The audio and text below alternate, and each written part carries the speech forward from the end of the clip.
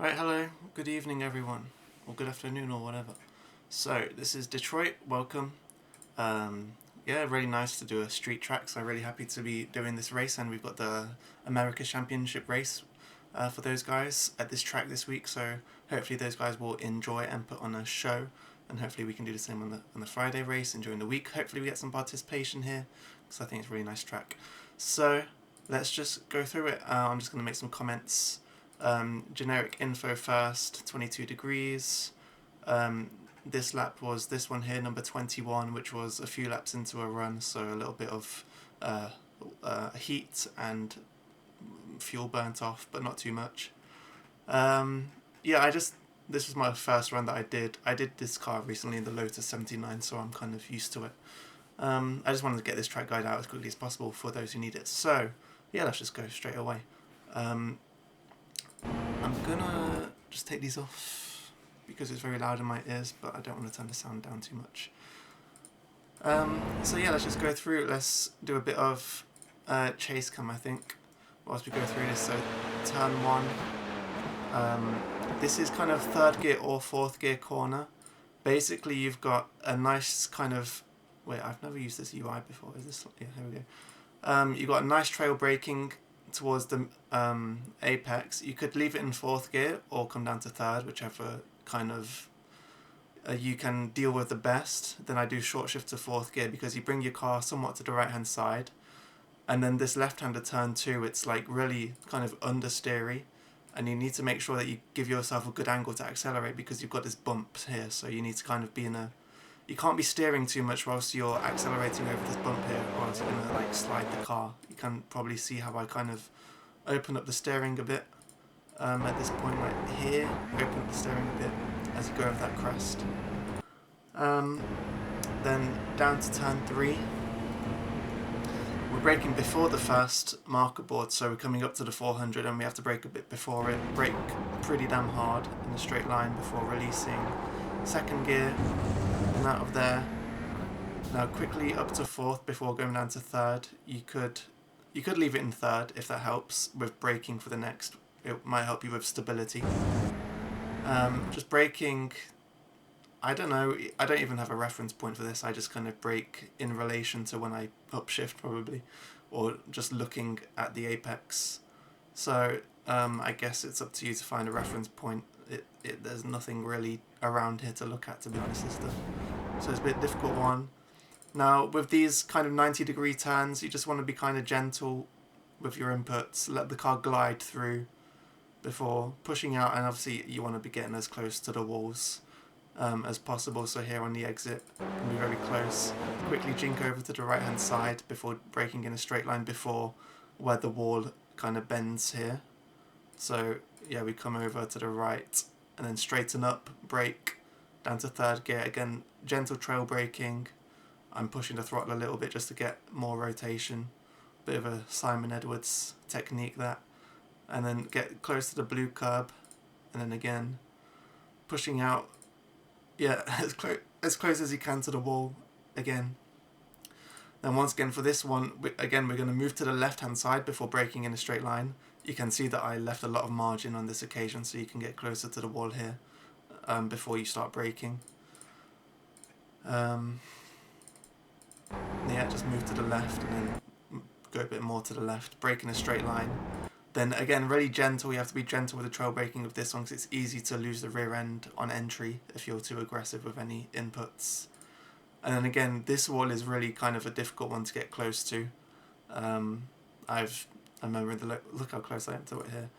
Yeah, I mean that's kind of what you have to do to push the edge, and it's going to be really difficult to do this every lap. But yeah, I mean it's very easy to crash into this wall.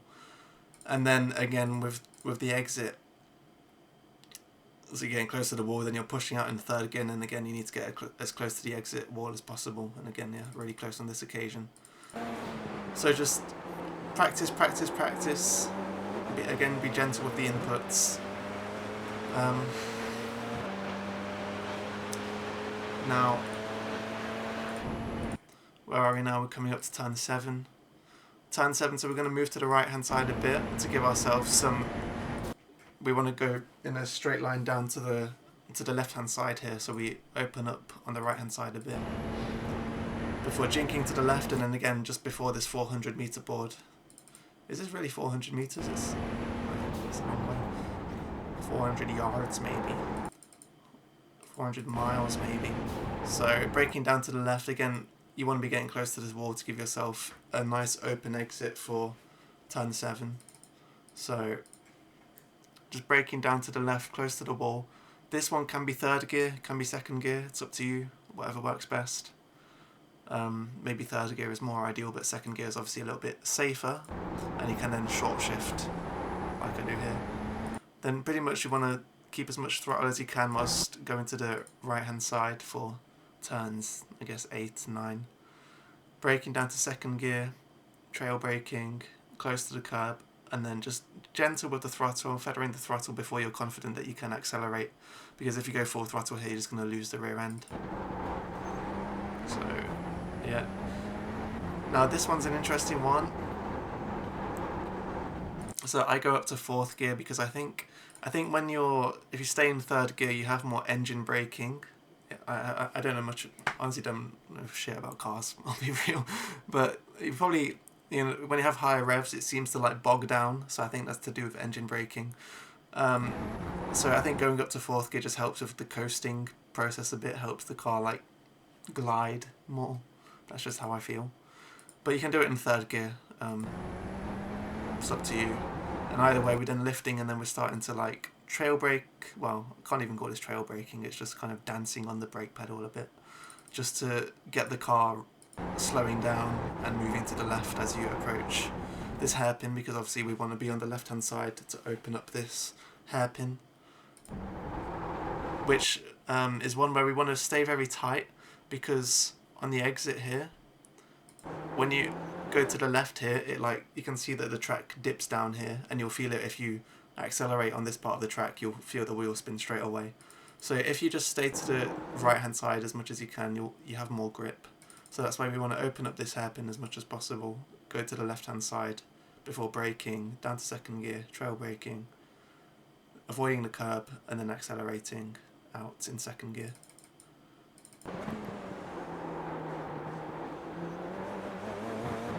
And then down here towards turn 12, we're going to be braking after the 300 board.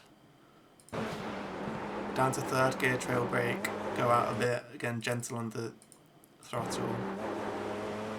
And then this one we're like, yeah, you could maybe go to 4th gear, but I think you'll just end up understeering into the exit on turn 13 here. 13, right? Yeah. So that's why I lift off a bit, let the car settle down, and then we push out and you can accelerate into 4th gear before, you're leaving the corner. Boom, boom, 4th gear. And that's it. Okay, off the top of my head, I think that's all I have to say. Hopefully that sums it up. Any questions, let me know. Any comments, let me know. And yeah, have fun with the track, guys, because I think it's a fun track. Alright, thank you. Bye bye.